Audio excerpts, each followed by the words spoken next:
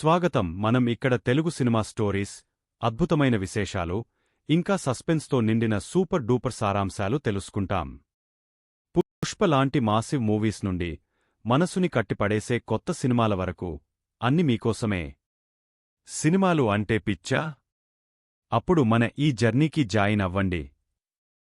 Cinema ప్రారంభంలో Pushpa smuggling ప్రపంచంలో తన సింహాసనాన్ని మరింత బలపరుస్తున్నాడు.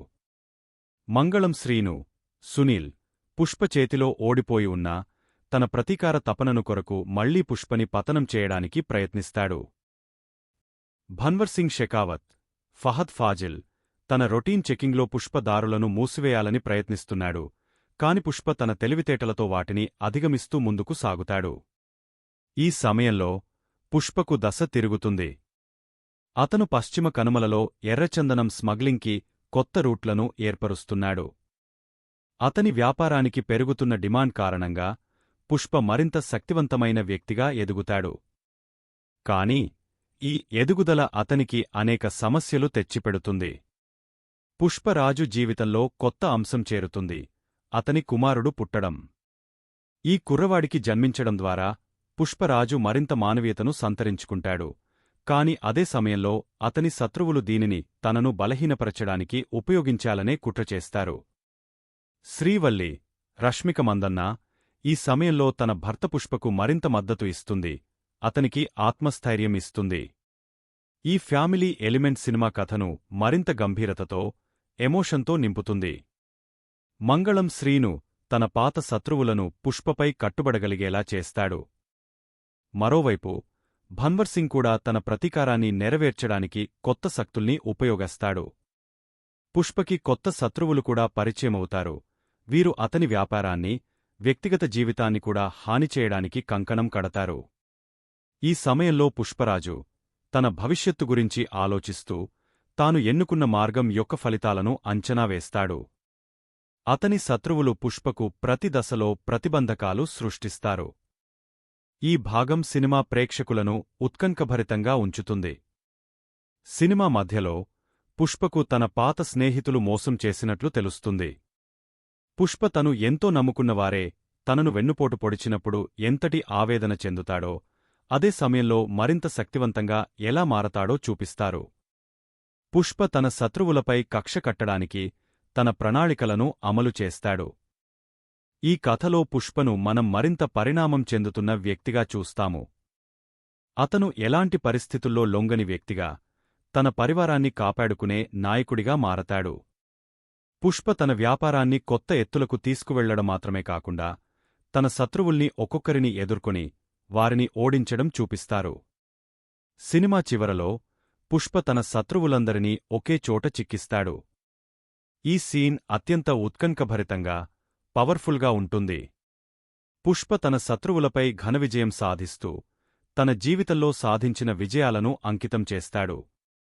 ఇక్కడ పుష్ప మరోసారి పుష్ప రెండులో ప్రధాన ప్రతినాయకులైన మంగళం శ్రీను మరియు భన్వర్ సింగ్ కాకుండా కొత్త శత్రువులు కూడా కథలో ప్రవేశిస్తారు. ఈ శత్రువులు ఎర్రచందనం స్మగ్లింగ్లో పుష్పకు కొత్త అవరోధాలను సృష్టించడానికి వస్తారు. పుష్ప రూట్లను బ్లాక్ చేయడం, అతని వ్యాపార భాగస్వాములను మోసం చేయించడం, అతని ప్రాణాలను కూడా పొంచి ఉండే విధంగా చేసే కుట్రలు ఈ సినిమాలో ప్రధానంగా చూపిస్తారు.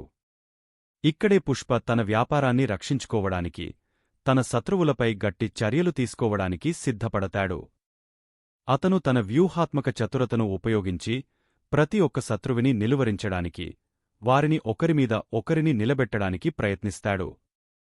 ఈ విధంగా పుష్ప తన శత్రువుల మధ్య విభేదాలను సృష్టించి వారిని స్వయంగా ఓడించే మార్గంలో ప్రయాణిస్తుంది. కథ మెల్లగా పుష్ప యొక్క జీవితంలోని పునర్నిర్మాణంలోకి మారుతుంది. అతను తన గత తప్పులను అర్థం చేసుకుని తన వ్యక్తిగత జీవితంలో మార్పు తీసుకురావాలనే నిర్ణయం తీసుకుంటాడు. పుష్ప తన కుమారుడి భవిష్యత్తును, తన కుటుంబ సంక్షేమాన్ని దృష్టిలో పెట్టుకుని కొన్నికైన నిర్ణయాలు తీసుకుంటాడు. ఈ సన్నివేశాలు పుష్పను మరింత మానవీయంగా, విభిన్న కోణాల్లో చూపిస్తాయి. అతను తన కుటుంబం, తన వ్యాపారం, తన ప్రజల కోసం పునర్నిర్మాణం చేసే క్రమంలో తన శక్తిని మరింత బలంగా ప్రదర్శిస్తాడు. పుష్ప రెండులో సస్పెన్స్ మరియు ఉత్కంఠ మరింత పెరుగుతుంది. పుష్ప మరియు అతని శత్రువుల మధ్య జరిగిన అనేక సంఘటనలు ప్రేక్షకులను కథలో ముంచేస్తాయి. పుష్ప తను వేసిన ప్రతి అడుగు, అతని వ్యూహాలు, అతని శక్తిని ప్రదర్శించే విధానం ప్రేక్షకులను ఉత్కంఠభరితంగా ఉంచుతుంది. ఈ సమయంలో కథలో కొన్ని ఆసక్తికరమైన ట్విస్ట్లు కూడా ఉంటాయి.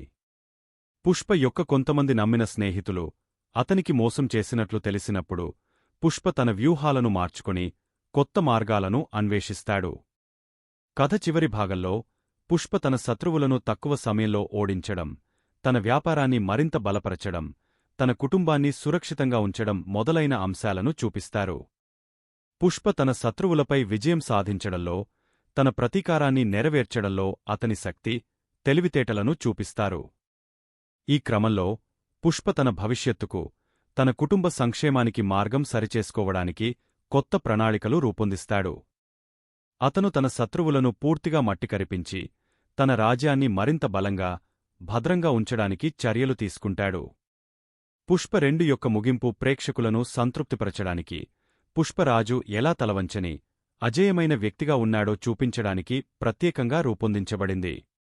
పుష్ప తన పాత జీవితం నుండి బయటపడి, తన కొత్త జీవితం కోసం మరింత శక్తివంతంగా ఎదుగుతాడు.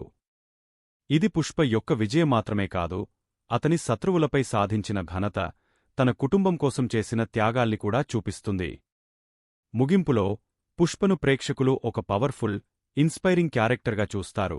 అతను తన శక్తి, తెలివితేటలతో తన శత్రువులను ఎలా ఓడించాడో, తన కుటుంబం కోసం ఎలా నిలబడాడో చాటి చెబుతుంది. మీకెంతో బాగా నచ్చి ఉంటుందని ఆశిస్తున్నాను. ఇలాంటి మరిచిపోలేని సినిమాల కథలు, విశ్లేషణలు ఇంకా రాబోతున్నాయి. మరిన్ని ఇలాంటి అద్భుతమైన వీడియోలు మిస్ కాకుండా వెంటనే మా ఛానల్ని సబ్స్క్రైబ్ చేయండి. లైక్, షేర్, కామెంట్ చేయడం మాత్రం మర్చిపోకండి. ఇక తెలుగు మూవీ మ్యాజిక్తో మీ సినిమా జర్నీ ఫుల్ ఎంజాయ్ చేయండి.